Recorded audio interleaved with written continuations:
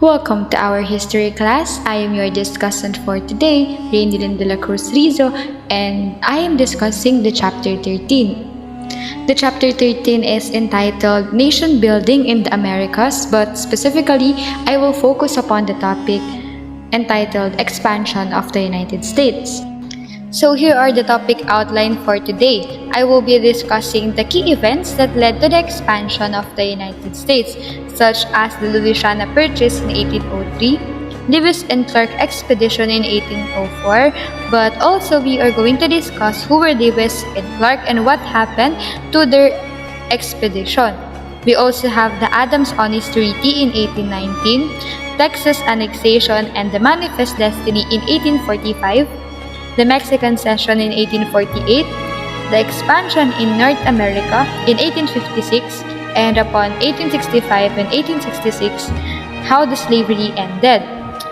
Next is the Alaska Purchase in 1867, and lastly, the most important part, what happened after, meaning what led to what happened after the key events happened upon the United States, how these events have affected the expansion of the United States.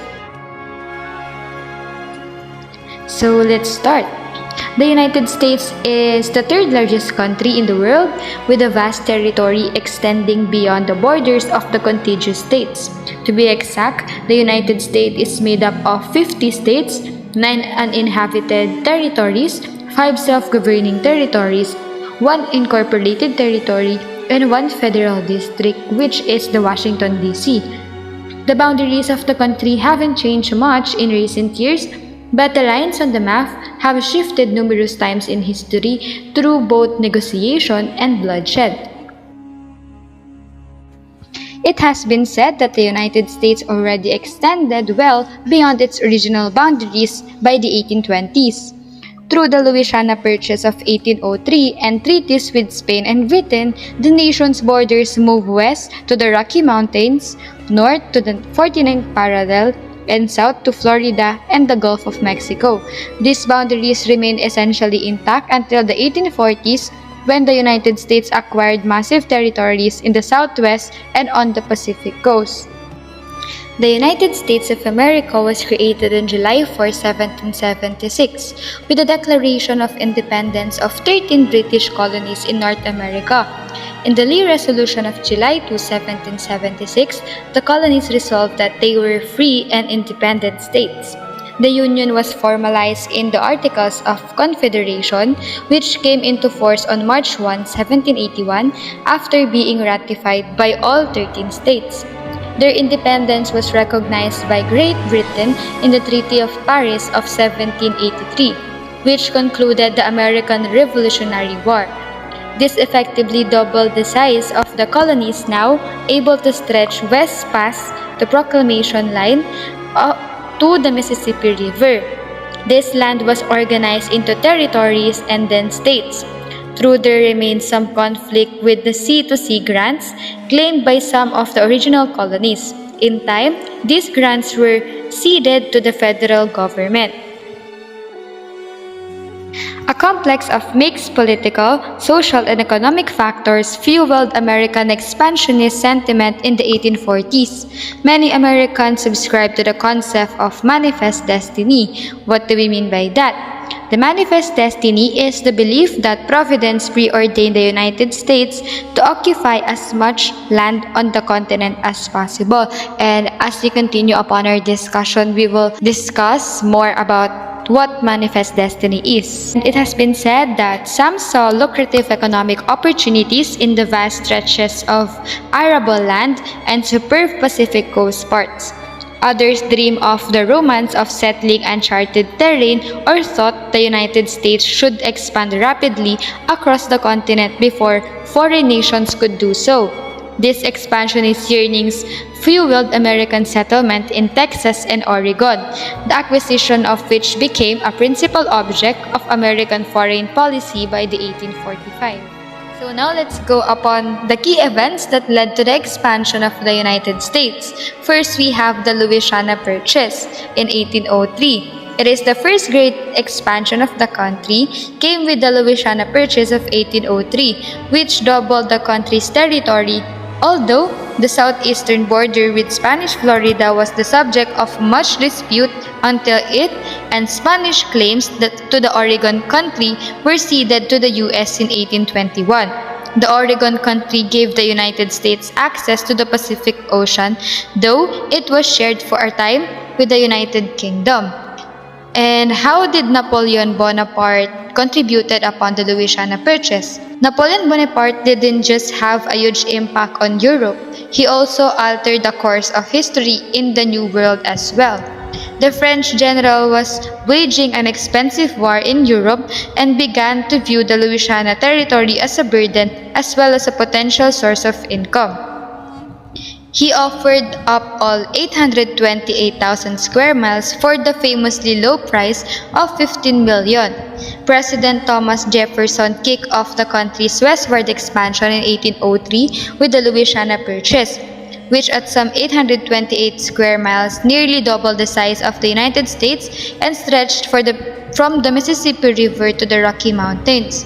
This massive land purchase comprises nearly 25% of the current territory of the United States, stretching from the New Orleans all the way up to Montana and North Dakota.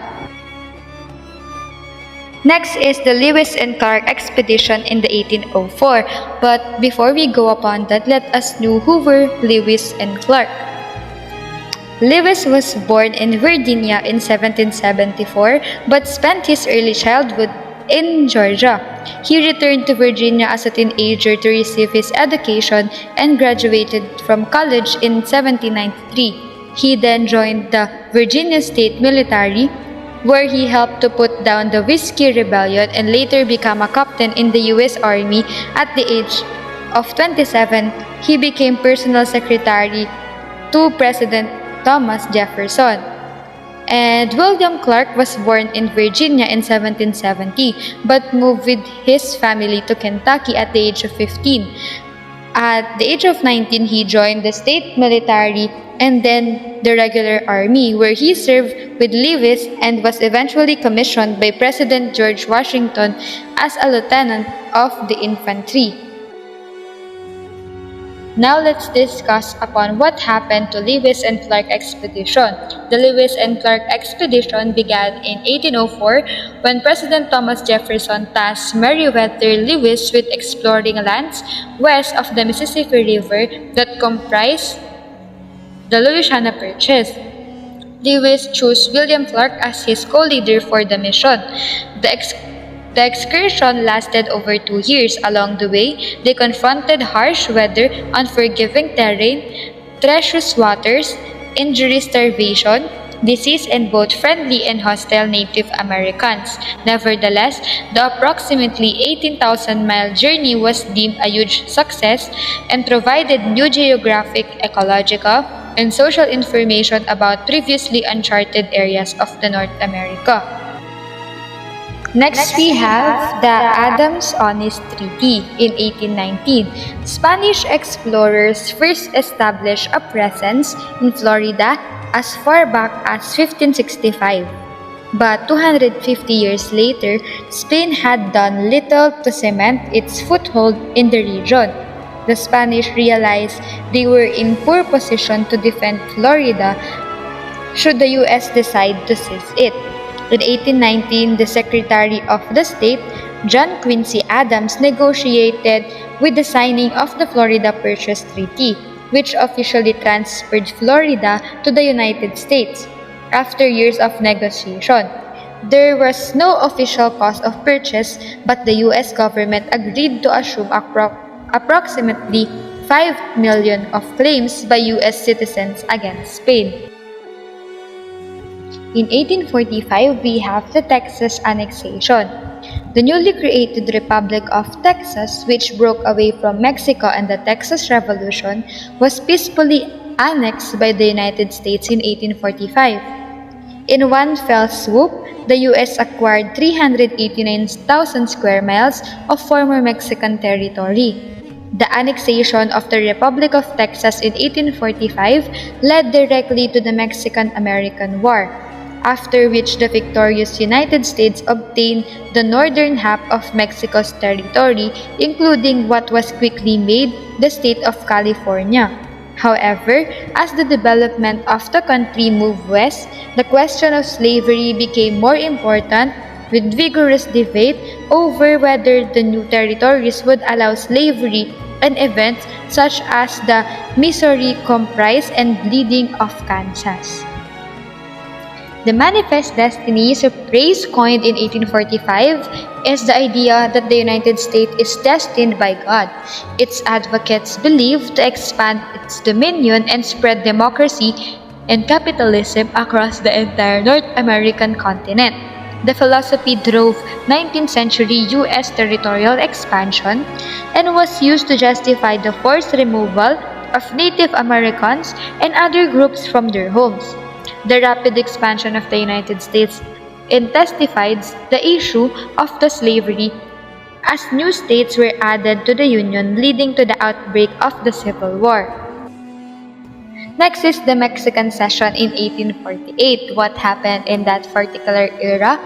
Shortly after the Texas annexation, tensions between Mexico and the U.S. flared up anew. Congress declared war on Mexico over a boundary dispute in 1846. And after a relatively brief armed conflict known as the Mexican-American War, the two countries signed the Treaty of Guadalupe Hidalgo. What do we mean by that treaty? It is the treaty recognized Texas as a U.S. state, and the United States took control of a huge parcel of land that includes the present-day states of California, Nevada, and Utah, as well as the positions of Arizona, Colorado, New Mexico, and Wyoming. Mexico received $15 million in the arrangement, but saw the size of their territory halve. In 1856, the expansion in North America happened. The country's expansion beyond North America began in 1856 with the passage of the Guano Islands Act, causing many small and uninhabited but economically important islands in the Pacific Ocean and Caribbean Sea to be claimed. Most of these claims were eventually abandoned due to competing claims from other countries or the guano having been mined out. The Pacific expansion culminated in the annexation of Hawaii in 1898 after the overthrow of its government 5 years previously. Alaska, the last major acquisition in North America, was purchased from Russia in 1867. In 1865 to 1866, the slavery finally ended. The slavery came to a head in 1860 and 1861 when the governments of the southern states proclaimed their secession from the country and formed the Confederate States of America. The American Civil War led to the defeat of the Confederacy in 1865 and eventual readmission of the states to the United States Congress. The cultural belief in the manifest destiny of the United States provided a strong impetus for westward expansion in the 19th century. Then, in 1867 happened the Alaska Purchase. In the aftermath of the Crimean War, Alexander II began exploring the possibility of selling Alaska.